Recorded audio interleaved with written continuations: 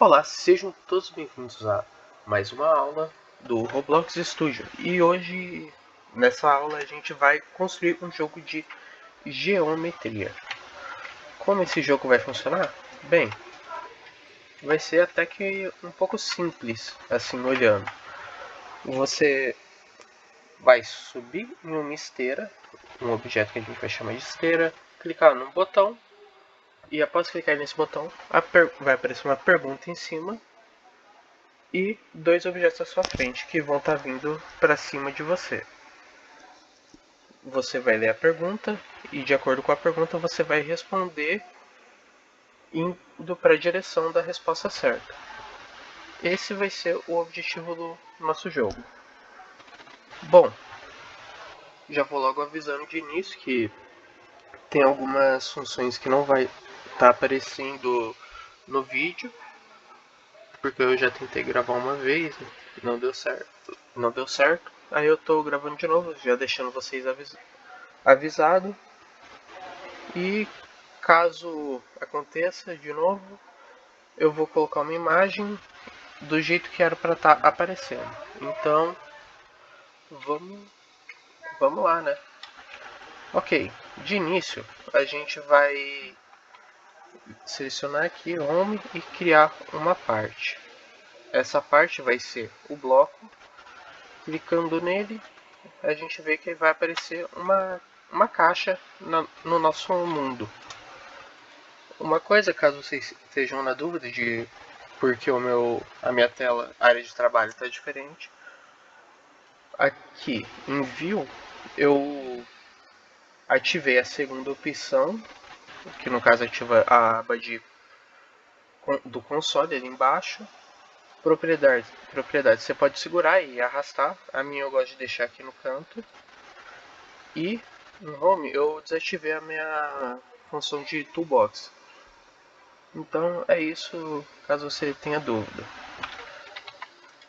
Ok, agora que já entendemos isso, vamos trocar o nome do nosso objeto para ficar mais fácil de identificar. Você pode fazer isso de dois jeitos. Vindo aqui na aba do Explorer, clicando com o botão esquerdo ou com o botão direito e selecionando Rename, ou então apertando F2 em cima do objeto. Ou, do jeito que eu vou fazer, vindo em Propriedades, procurando pela categoria Data e a função Name. Clicando ali, é só trocar. Eu vou escolher esteira. Colocando o nome, vamos mudar a posição do nosso objeto. Em propriedades ainda, vamos procurar pela função transform.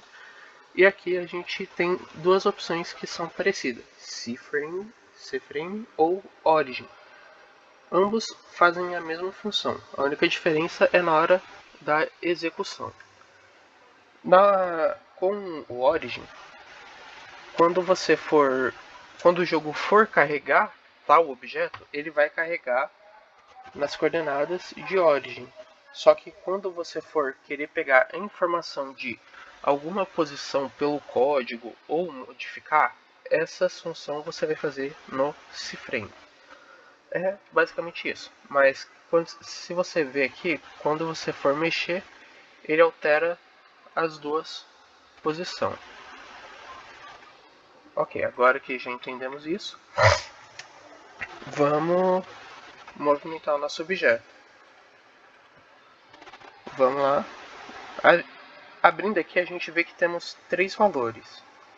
O menos 1 aqui, no meu caso, 0,5, 0,5 e 19,4. Quais são esses valores? A gente está em um plano 3D. Para a gente saber isso, a gente pode clicar aqui na setinha e abrir a função que vai mostrar que o valor menos 1 está na coordenada x, y está com o valor 0,5 e a coordenada z 19,4. Só que para qual direção é isso? Isso a gente pode ver nesse cubo que tem aqui no canto superior direito. Olhando para ele, você pode ver que ele tem as três coordenadas: x sendo a horizontal, y a altura e z profundidade. Agora, sabendo disso, a gente pode posicionar o nosso objeto. Eu vou vir aqui em posição, trocar o valor do x para 0, y vai continuar 0,5 e o z a gente vai mudar para 30. Modificando isso, nosso objeto está na posição desejada. Agora vamos aumentar o tamanho. Da mesma forma que a gente mudou a posição, vamos alterar o tamanho. No x eu vou colocar 20, y vai ficar 1 e z eu vou alterar para 16. Agora vamos modificar a cor, para a gente poder simplesmente bater o olho e identificar qual era para ser esse objeto. Aqui no Roblox Studio, a gente tem duas opções na hora de mudar a cor. Temos Brick Color, onde tem uma aba, uma seleção de cores pré-definida no Roblox, e temos Color, onde clicando no quadradinho, você tem a opção de escolha entre de RGB ou hexadecimal, do jeito que você preferir. Só que no meu eu vou estar utilizando Brick Color e vou selecionar a cor Black. Ok, agora que a gente criou a esteira, vamos criar uma barreira para permitir que o jogador que estiver aqui dentro não saia por lá de fora. Se você quiser, você pode dar um play e testar do jeito que está o jogo. Aqui temos o nosso objeto e o nosso boneco consegue interagir com ele já. Mas voltando para o objetivo da aula, vamos criar uma barreira. Para isso vamos criar outra parte. Vamos aumentar o tamanho dela para o tamanho parecido que a gente colocou na nossa esteira, só que com os valores um pouco maior. Como vou utilizar o tamanho mínimo, que foi 16, no caso o tamanho da profundidade mínima, que foi 16, e vou colocar aqui.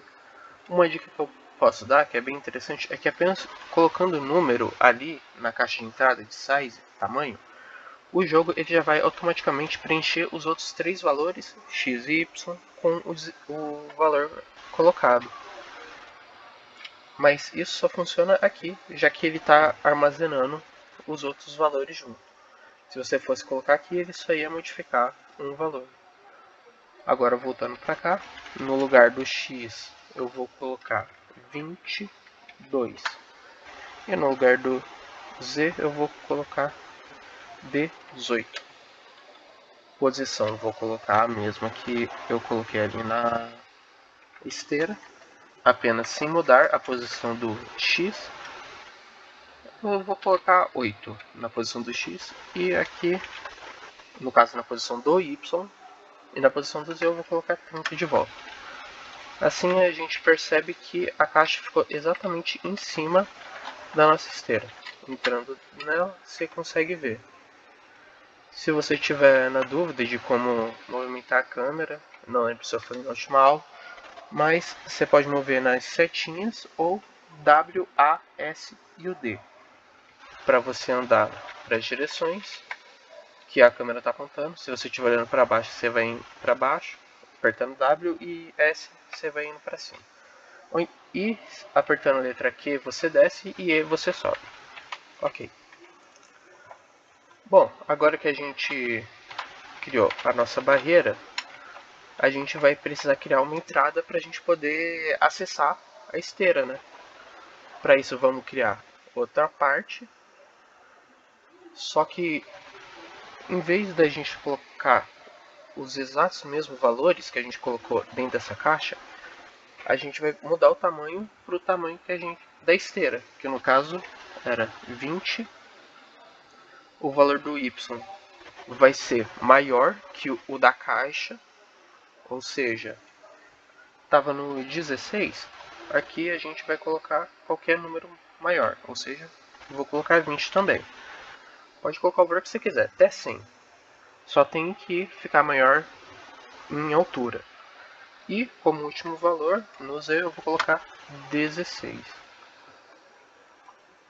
Agora, para a gente poder retirar esse formato do outro, vamos em Modelos, Model, a segunda página, e procurar pela opção Negate, que vai se encontrar ali na parte superior com um símbolozinho negativo. Clicando, a nossa caixa vai ficar vermelha e assim a gente pode ir na posição dela e colocar a mesma da outra caixa. Ou seja, x0, a posição y estava no 20, se eu não me engano, e a posição z 30. Qualquer coisa, a gente vai lá na parte que a gente criou e confirma. Era z, no caso 8, x0, y8, z30. Voltando para a nossa parte negativa, vamos ajustar os valores. Aqui era 8. Olhando aqui, a gente vê que ela ficou um pouco pequena. A gente ainda não tem acesso à parte do meio da nossa esteira. O que a gente pode fazer? Opa. A gente pode aumentar o tamanho dela. Vou aumentar aqui para 20. Ficou muito grande, mas a gente tem uma abertura. Então eu só vou empurrar a caixa para trás. De 30 eu vou mudar para 28. Assim, eu gostei, ficou bom. Então vamos selecionar os dois objetos. Você pode arrastar o mouse segurando o botão esquerdo, botão esquerdo, ou vindo aqui no Explorer e segurando o Ctrl, selecione as duas partes desejadas que você quer juntar. Agora, ainda na parte de modo, vamos selecionar a função Union. Selecionando, a gente vê que a parte ficou liberada. Vamos deixar transparente porque o objetivo dessa barreira é ficar invisível, o jogador não vai ver, mas ele ainda vai ter acesso das coisas que estão à sua volta. Então vamos vir aqui em propriedades, na categoria aparência e transparência. Veja que o valor vai de 0 a 1, imagine isso como porcentagem, 0.5 sendo 50%, 0.8 80% e 1 sendo 100%. Aqui eu vou usar 0.8. Ficou transparente, mas ainda sabemos que tem a barreira aqui. Vamos trocar o nome da barreira e vamos pegar essa barreira e arrastar aqui na parte do Explorer. Vamos segurar o objeto barreira e arrastar para cima do objeto esteira. Vejamos que o objeto barreira ficou dentro do esteira. Bom, o que você pode entender disso é que essa parte do Explorer são consideradas como pastas, arquivos, onde você vai guardando um dentro do outro. A parte que a gente está usando no momento, o Workspace, a nossa área de trabalho, é o mundo, o local onde a gente vai construir. E é isso por enquanto. Depois a gente vai usar depois, mas não agora. Voltando, vamos construir o botão para adicionar, né? Bom, para isso, vamos fazer um pouco diferente. Vamos vir em esteira, clicar no mais. E não se assuste de primeiro quando se clicar aqui. É normal, aqui tem várias funções que você pode adicionar e objetos que você pode adicionar também. Temos várias, mas de início a gente vai procurar pela função, pelo objeto parte. Selecionando, pesquisando e selecionando parte, a gente vê que a gente criou outra caixa. A gente fez o mesmo caminho que a gente teria feito selecionando parte ali em cima, só que dessa vez a gente já criou o objeto parte como um arquivo dentro da pasta do objeto esteira. Isso aqui no Roblox Studio é chamado de herdar. Olhando nas propriedades, a gente vê que aqui em data, parente desse novo objeto que a gente criou, que vai ser o botão, é o objeto esteira. Olhando o objeto esteira, o parente é Workspace, ou seja, a pasta anterior, a pasta que esse objeto está dentro. Como eu falei, a gente vai ver isso depois, mas vamos lá. Mudar o nome desse objeto para botão. Se você conhece um pouco de programação, você sabe que é proibido